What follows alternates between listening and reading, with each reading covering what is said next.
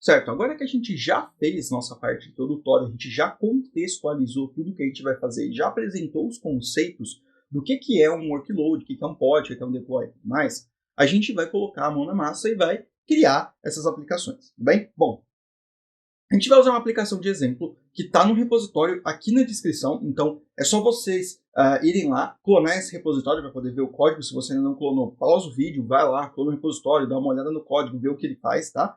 E aí depois você conseguiria continuar com a gente aqui para poder seguir esse tutorial, legal? Vai ter uma branch, né, uma outra branch nesse repositório, que é uma branch finalizada para você poder checar se o seu código está correto, com base no que a gente for fazer aqui, para você também poder ter referências para como que é fazer o deploy automaticamente aqui nessa aplicação, legal? Bom, o que a gente vai fazer por partes, tá? Então, a gente vai primeiro criar a imagem das nossas aplicações, né? A nossa aplicação de exemplo, ela é uma aplicação bastante simples, é uma aplicação que ela tem um front-end e um back-end, e esse front-end é uma aplicação de controle de portos, tá? Então a gente controla idas e vindas de navios. Legal? Bom, a ideia por trás disso tudo é que a gente possa aprender como criar essas imagens e subir elas para o nosso container Registry. Então a gente vai fazer que nem a gente fez nos outros vídeos, só que uma aplicação real, tá? E aí a gente vai continuar fazendo a nossa publicação, né? Criando os arquivos manifesto, publicando ele lá no AKS quando a gente sair dessa parte. No próximo vídeo a gente faz essa parte, legal? Bom, vamos lá para o nosso hands-on. Primeira coisa que você vai notar é que a aplicação ela já tem um arquivo Docker Compose aqui embaixo, tá? E esse arquivo ele é bastante interessante, por quê?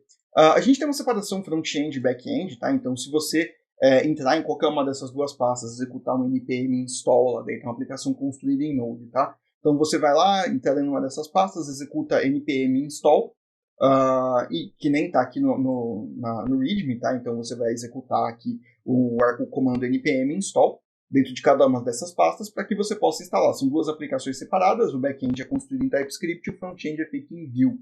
Tá? Então, dentro dessas pastas, a gente vai ter cada uma a sua funcionalidade. E aí você pode rodar os comandos que estão descritos aqui também no README para que a gente possa obter aí um resultado que é essa telinha, né? Então, a gente vai ter aqui o Ship Manager, que é a aplicação principal que a gente vai ter. Legal? Você vai ver que tem a versão, aqui tem um menuzinho e aqui está tudo certo. Legal? Bom, a gente não vai conseguir rodar essa aplicação aqui por um motivo bastante simples. Ela precisa de MongoDB, ela precisa de um banco de dados. Tá? Esse banco de dados, a gente não tem ele disponível localmente. E aí, para a gente poder testar essa aplicação, né, a gente não vai executar ela direto. Se você quiser executar, aí pode fazer o teste. A gente não vai executar ela direto pelo código, a gente vai executar ela através de um Dockerfile, porque a gente vai conseguir baixar a imagem do MongoDB e rodar ela de forma nativa. Então, para isso, existe um arquivo aí no repositório de vocês que chama Docker Compose. A gente não chegou a comentar ainda sobre o Docker Compose, mas o Docker Compose ele é como se fosse um orquestrador em miniatura. É quando você tem várias aplicações, por exemplo, essa que você tem um front-end, um back-end, vários módulos diferentes. Quando você tem vários módulos, você quer juntar todos eles numa única aplicação, para você não ter que ficar subindo um container por vez. Então, o Docker Compose ele é que nem o Kubernetes, um arquivo declarativo chamado docker-compose.yaml. E nesse arquivo você define quais são os serviços que você tem. Então, você pode ver que esses são os serviços que eu tenho, que eu quero rodar. E aí você dá um nome para esses serviços e fala onde é que está, por exemplo, o Dockerfile deles. Né? Então, nesse caso, eu já tenho um Dockerfile dentro da pasta. Vou ter um Dockerfile dentro da pasta build, dentro da pasta back-end. Então, o Dockerfile vai ficar aqui nessa raiz.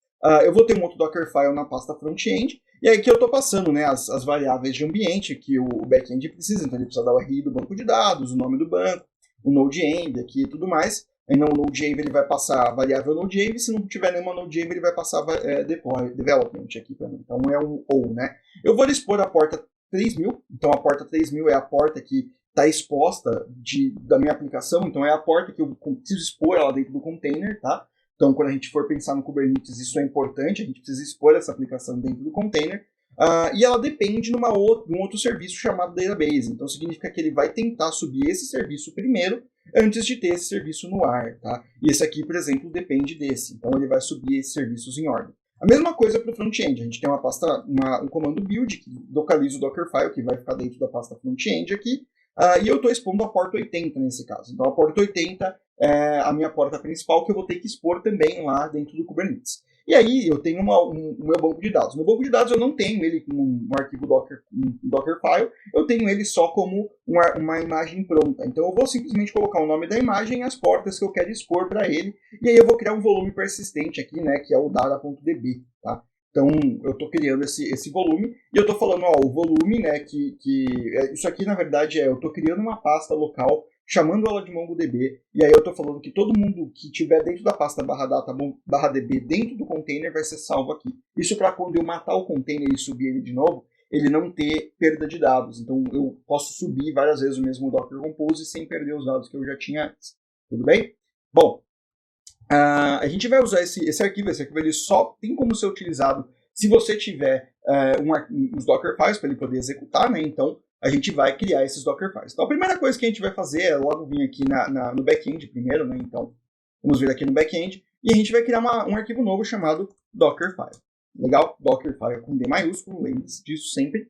E aí a gente vai criar a nossa primeira definição, né? Qual que é a primeira regra que a gente coloca? A gente tem o from. Então a gente tem o from, como é uma imagem Node, né? Eu quero que ele venha Node, e aí eu vou utilizar a versão 12, né? Que é a versão 12 Alpine do Node. A versão Alpine, lembra que eu falei para vocês, é uma imagem mais curtinha, uma imagem menor, que ela contém tanto menos vulnerabilidades, quanto também é uma imagem muito menor, né? Do que a imagem que a gente vai construir. Legal?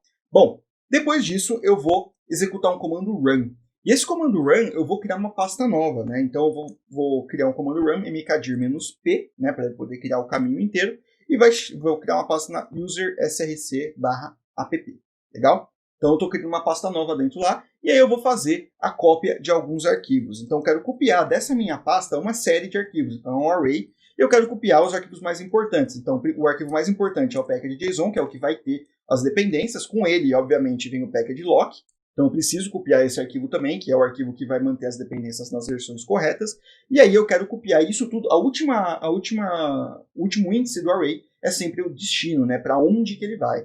Né? E eu quero copiar isso tudo para user src/app. Legal? E aí eu vou rodar um outro comando copy. Eu posso inclusive rodar, posso incluir esse comando aqui, né? Se eu quiser. Então eu vou copiar toda a pasta src para dentro do meu user src app, e também vou copiar vou copiar o arquivo tsconfig.json, porque ele é necessário para que eu construa a minha aplicação, consiga rodar o build da aplicação. O TypeScript é uma linguagem compilada, tá? Então, ele está dando erro, porque se for uma pasta, você tem que pôr o barra no final.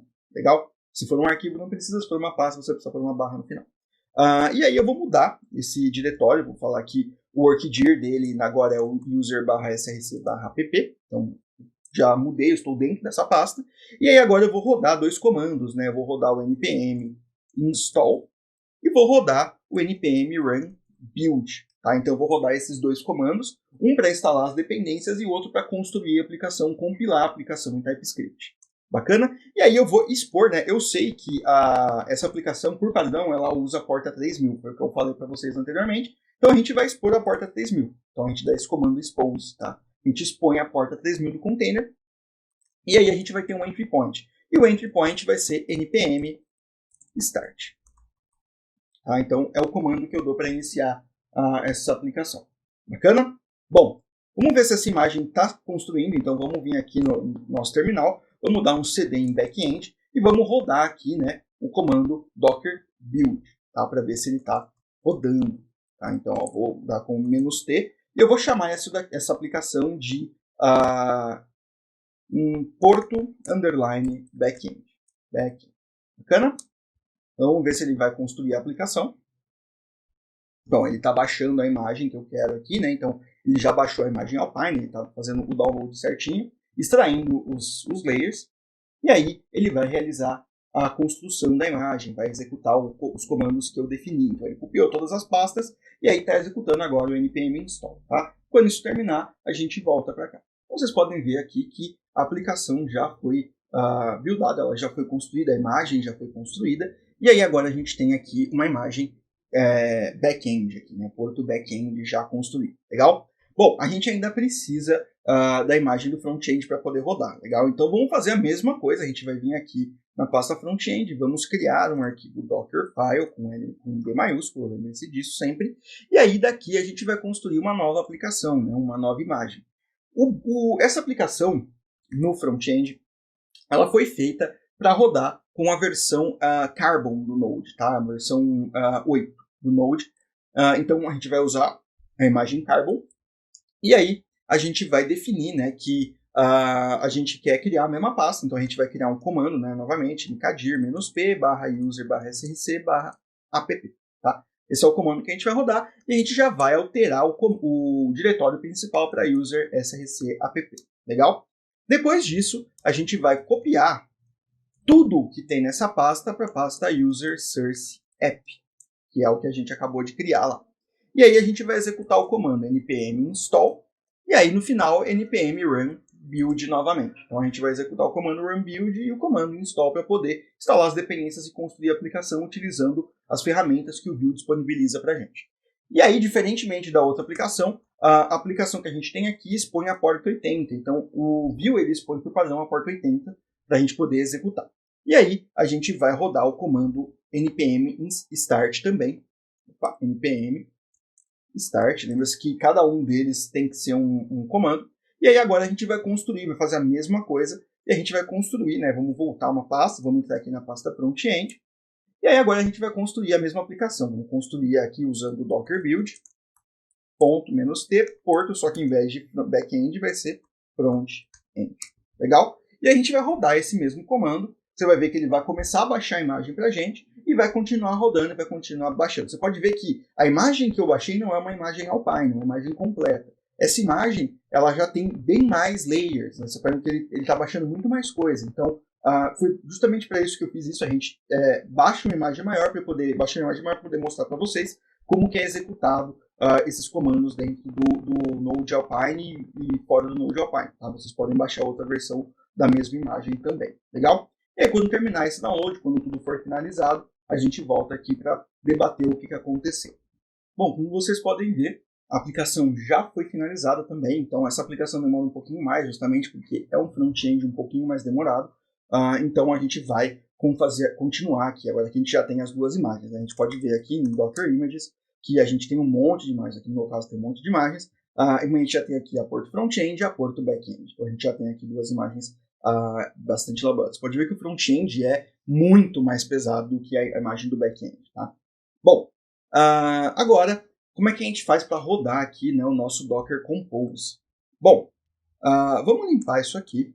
Vamos voltar na pasta aonde está o Docker Compose. Tá? Então, a gente vai voltar aqui na pasta padrão, na raiz, onde está escrito o arquivo Docker Compose. E esse arquivo Docker Compose, a gente vai rodar o comando docker-compose up. Tá? Quando a gente rodar esse comando, ele vai ler esse arquivo, tá? Ele vai ler esse arquivo Docker Compose, e aí ele vai puxar as imagens que ele não tem. Então você pode ver que eu estou pegando uma imagem do Mongo aqui, né? Uma imagem do MongoDB Alpine, para poder executar, né? E aí ele está rodando aqui, está buildando as imagens a partir dos meus Docker files, tá? Porque ele cria uma imagem com um nome específico, então a gente criou as nossas próprias imagens com as nossas próprias tags, porém o Docker Compose precisa criar as imagens com as tags dele para que ele possa identificar quando a imagem foi modificada ou não. Tá? Então ele vai bater esses hashes e tudo mais. Então, basicamente o que ele está fazendo é isso. Ele está rodando esses comandos um a um, paralelamente, né, em alguns casos. Então ele começou com a imagem principal, que é o que é a dependência principal. Então ele começou com o database, e depois com a dependência secundária, que é o back-end, porque o back-end depende do database e o database não depende de ninguém. Tá? E aí o front-end vai ser o último, porque ele depende do back-end. Tá? E aí, novamente, ele vai construir essa aplicação e aí ele vai começar a executar essa aplicação para a gente, expondo as portas que a gente pediu.